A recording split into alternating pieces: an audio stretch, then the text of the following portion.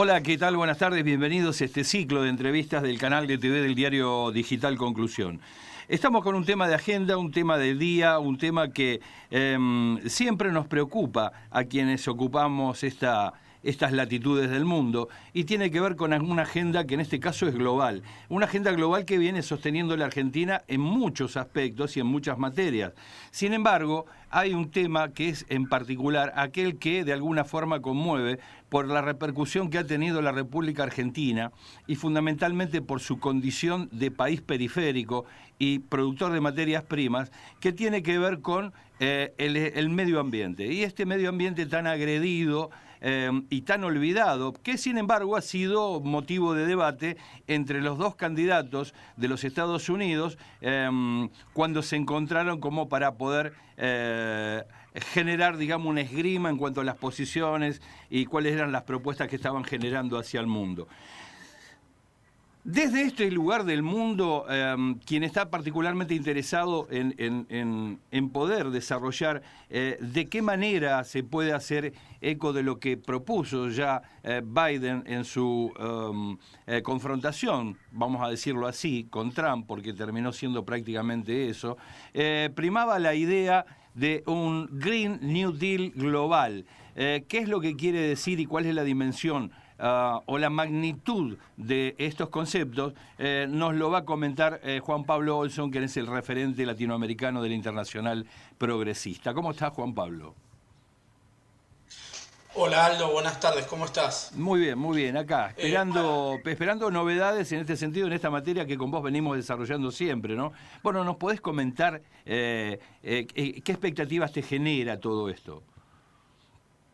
Mira, como vos señalabas en la introducción, Aldo, y lo hemos hablado en otros momentos, los ojos del mundo están puestos en este último tramo del conteo de los últimos votos que definirían la elección para el triunfo de Biden, el candidato demócrata.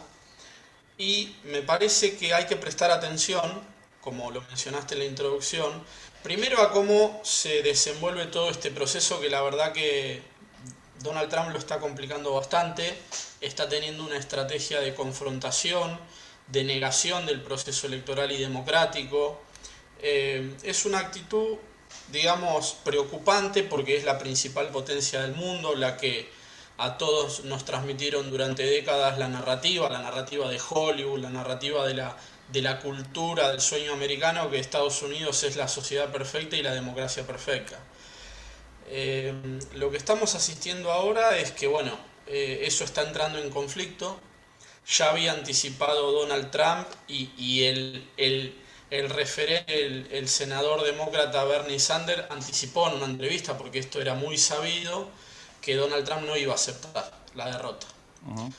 Que iba a tomar una actitud como la que está tomando, que es la de él asumirse como ganador, y a partir de un posicionamiento mediático empezar a generar una estrategia de judicialización de la elección y del conteo de votos, pero todo indicaría, y vamos a adelantar un poco ese análisis, sí, dale, y hacer una proyección hacia que se van a concretar los votos y se va a dar un triunfo de Biden. Exacto. ¿Qué tenemos que tomar de la referencia de Biden en sus palabras que él expresó en el debate presidencial, el último de los debates, donde pudo haber un poco más de intercambio más civilizado? Bueno, hay dos aspectos que él señaló en el debate en representación de la visión demócrata, que es la necesidad de una transición hacia energías renovables, dejando atrás en un periodo la explotación de la industria fósil de gas, petróleo y carbón, que era el poder del cual detrás estaba, digamos, todo el grupo de corporaciones y de lo que es el sector de poder que representa el Partido Republicano. Porque si vos recordás la elección anterior que llevó al triunfo a Trump y que hizo gobernar durante 4 años y que lo hizo profundizar la matriz de explotación fósil de carbón, de petróleo, de gas, y proyectar hacia el resto de las regiones también profundizar la explotación, como se da en el caso de América Latina, él tenía una posición totalmente negativa, que era de negación del calentamiento global, de decir, y mantener un negacionismo que en realidad hay que entenderlo como una industria del negacionismo.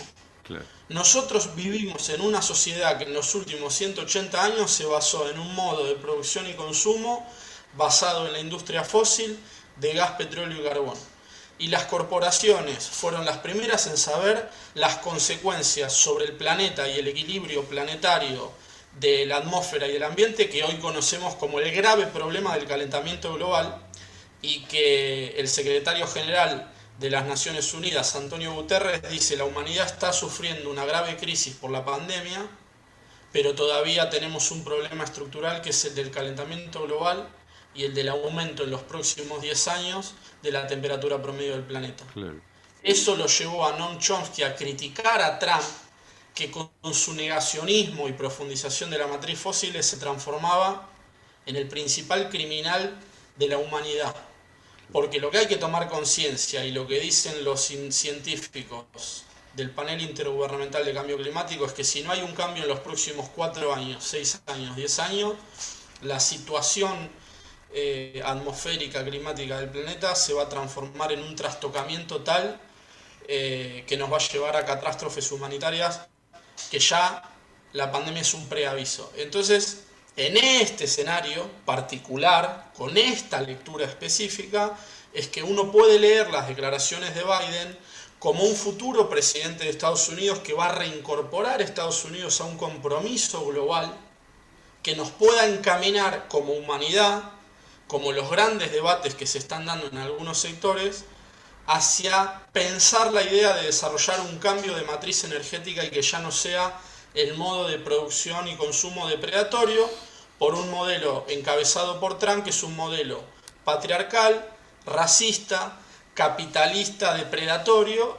Y entonces no estoy diciendo Biden es el mejor, estoy diciendo es el menos malo de un sector de los grupos de poder norteamericanos que representan al Partido Demócrata, y ahí te diría que da para charlar lo que implicaría los debates que se están dando dentro del Partido Demócrata. Claro, ahora vos sos sociólogo, Juan Pablo, y a mí me gustaría que me acompañes con una lectura, una opinión tuya, en el sentido de cómo estás viendo a la sociedad norteamericana, porque si bien esto es parte de la agenda del debate, yo creo que hoy cuando se produjeron estas escaramuzas en los Estados Unidos y estas suerte de no sé cómo denominarlos, grupos armados, grupos violentos, no da la sensación como que tenga la intención de retirarse, y mucho menos discutiendo esta agenda, que lógicamente es algo que el mundo está demandando. ¿Cómo va a ser esta lucha intestina? ¿O qué avisorás, qué adivinás? Es lo más preocupante, porque ahí hay un proceso de manipulación que lo encabeza Donald Trump, que tiene antecedentes, que es preocupante, que hay que hacer una lectura, como vos decís, sociológica.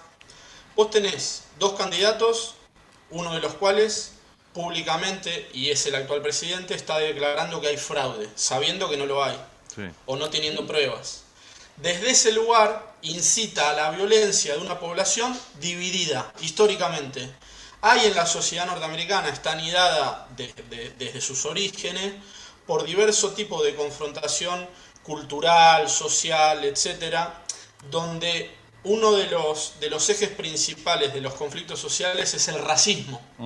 Claro. Estados Unidos es una sociedad con una base de población afrodescendiente, pero sin embargo una sociedad hiperracista, que tiene como antecedente, yo lo comentaba en otras entrevistas, una visión de, sociedad liberal, con derechos supuestamente para todos los ciudadanos, pero que en sus orígenes tiene la discusión de haber nacido como una sociedad esclavista, como una sociedad que en términos de procesos sociales hace muy poco, que por ejemplo nos remitimos a Abraham Lincoln, que tenía el lema de los derechos para todos los ciudadanos y que había que abolir la esclavitud, y fue un presidente que promovió esa línea y fue asesinado, Alde. Y uno va arrastrando esos conflictos y tensiones sociales hasta llegar hoy al gran movimiento que nació a partir del asesinato del afroamericano George Floyd en manos de un policía blanco que lo mató ahorcándolo con la rodilla en la nuca. Eso generó la reacción de toda la sociedad norteamericana y global diciendo: la vida de los negros importa, Black Lives Matter, y hay una gran movilización de reclamo de derechos, que se respete los derechos de los afroamericanos. Ahora, en medio de eso también emergen retomando la herencia, digamos, racista, ultrarracista, que son grupos supremacistas que heredan la tradición, digamos, violenta te diría que hay que remitirse al Ku Klux Klan, Claro. a los que perseguían a los negros para asesinarlos. Y entonces ahí esa herencia de la lucha, entre la lucha de los derechos, el famoso discurso del gran referente político norteamericano Martin Luther King, que decía que sueño con una sociedad donde mis hijos puedan libremente ir a la escuela y tener todos los derechos de un ciudadano norteamericano. Claro. Hoy tenés ese conflicto, lo tenés con grupos armados que son seguidores de Trump, y Trump convocando a que se movilicen armados, con el dato de que en las últimas semanas se compraron en Estados Unidos, en todo el país, 19 millones de armas. ¿Qué va a pasar en esa latencia? No lo sabemos todavía. Pero lo mejor que puede pasar es que se pacifique y se normalice el proceso electoral, termine el conteo de los votos y se dé en definitiva el triunfo al candidato demócrata. Bien. Ahora, ¿vos creés que se van a retirar los grupos que de alguna forma se encolumnan, los grupos de poder que avalan y se encolumnan con Trump? No lo sé, no lo creo, porque te puedo decir cuál es la estrategia de Trump o la interpretación de la estrategia. Vos tenés un antecedente de una elección reñida, donde hubo una disputa electoral con un candidato demócrata, Al Gore, y con el candidato republicano, George Bush, y entonces ahí en esa elección también se judicializó, y lo que se dio es una presión hacia la Corte Suprema de aquel momento para que se definiera el triunfo de Bush, y ahí se dio la famosa derrota de Al Gore, que se transformó en uno de los referentes globales de la denuncia de la problemática del calentamiento global, dicho sea de paso. Actualmente es obvio que Donald Trump pretende judicializar y que fue preparando condiciones en la Corte Suprema, incluyendo a una jueza, digamos, conservadora a último momento, y me parece que su intención es esa, y la única manera de incidir en el microclima de la Corte Suprema es con grupos movilizados armados, movilizándose y ejerciendo presión social en base a un escenario conflictivo social, que está la metáfora de que Donald Trump, no tiene problema y al contrario le conviene la convulsión social, y por eso se le dice el Nerón de Estados Unidos, que es que arda Roma o que arda Estados Unidos, que se prenda fuego todo, con tal de que él incida, digamos, en la agenda para dar una pulseada que le den el triunfo. Eso es lo que él pretende. Sí, claro. La verdad que el futuro no parece promisorio. Me hace acordar esta frase de este político argentino que decía que el pescado se empieza a pudrir por la cabeza, ¿no? Sí, está exactamente, Aldo. Ahí estás hablando de una decadencia del imperio, con valores que fueron encaminándose hacia una recta decadencia, y me parece, te diría, colocando algunos matices, que yo veo dentro de nuevos liderazgos dentro del Partido Demócrata, que con el triunfo de Biden se puede generar una oxigenación de la dirigencia política norteamericana, con señales positivas, en algunos liderazgos muy positivos que tienen que ver con el fenómeno que está sucediendo en todo el mundo, el liderazgo de las mujeres, el movimiento de mujeres, unas representantes que fueron muy críticas de toda, digamos, la gestión de Trump, que son las 4 grandes líderes congresistas demócratas encabezadas por Alexandria Ocasio-Cortez, Ilhan Omar, Rashida Tlaib y Ayanna Pressley, que están encabezando dentro del Partido Demócrata una instalación de una agenda realmente de recuperación de valores y de recuperación de los valores de derechos democráticos, de un modo de producción y consumo en equilibrio con la naturaleza. Y también se encuentra el grupo de las Women March, o de las mujeres que marchan, que también dieron una oxigenación al Partido Demócrata. Y si uno lo ve desde esta perspectiva, es como una perspectiva más esperanzadora, donde el rol de Biden puede ser un rol de transición hacia que, con la derrota de Trump, que era el peor de los escenarios, porque que continuara Trump significaba lo que Noam Chomsky llama una especie de dilema entre internacionalismo o extinción.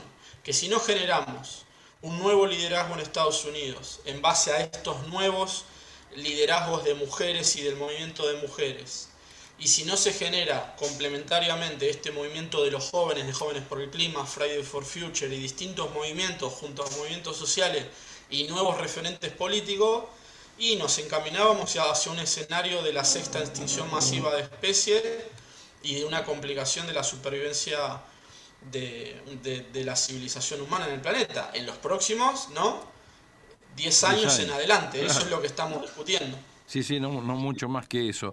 Bueno, ganó Biden. Estamos en lo que venías diciendo. ¿Cuánto tiempo le va a llevar a Biden empezar a instrumentar esta agenda con una fecha tan escasa o tan corta como la que decís, 10 años? Es decir, mañana me siento en el Salón Oval y en menos de un año tendré que estar proponiendo algo, ¿no? Sí, Aldo, hay que pensarlo en esos términos. Mirá, en la cultura política norteamericana se habla de que si un presidente que asume, en este caso Biden, hace una buena gestión, se da por sentado que tiene posibilidad de una reelección. No el caso de Trump, que fue mala la gestión, pero por ejemplo el de Obama. Entonces tendría una proyección de los próximos 8 años. En los próximos 8 años, las decisiones que se tomen en términos de algunas modificaciones estructurales es donde va a estar en juego, te diría, lo que señalan no los analistas políticos, sino los científicos del panel intergubernamental de cambio climático, que dicen hay que empezar a aplicar inversiones que signifiquen un cambio de la matriz fósil. Ahí está la clave de las decisiones políticas a las cuales hay que estar atento. Ahora, si vos tenés un presidente que está dispuesto a destinar parte del presupuesto de los 4 billones de dólares anuales que tiene, digamos, Estados Unidos, y da una señal en los inicios de su gestión, que ya lo dio en términos discursivos, de encaminar pasos hacia una transición energética donde promueva empleo a partir de energías renovables, te diría que es un escenario realmente muy bueno. Obviamente el gran desafío es,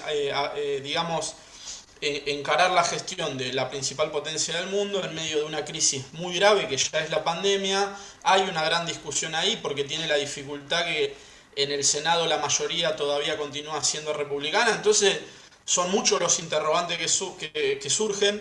Uno no se puede confiar o adelantar. Yo solamente me baso en sus declaraciones. Bien. En el debate presidencial de transición y en la masa crítica que tiene ahí el Partido Demócrata. Claro. Bien, como siempre, el último minuto o 2 minutos como mucho, una reflexión a título de mensaje. Bueno, que estamos dando pasos positivos en medio de un escenario crítico. Yo tengo una alegría muy grande de participar de este espacio que genera debates y que va acompañando procesos donde se dieron grandes triunfos, como el triunfo del MAS y de Lucho Arce en Bolivia, desplazando una dictadura militar.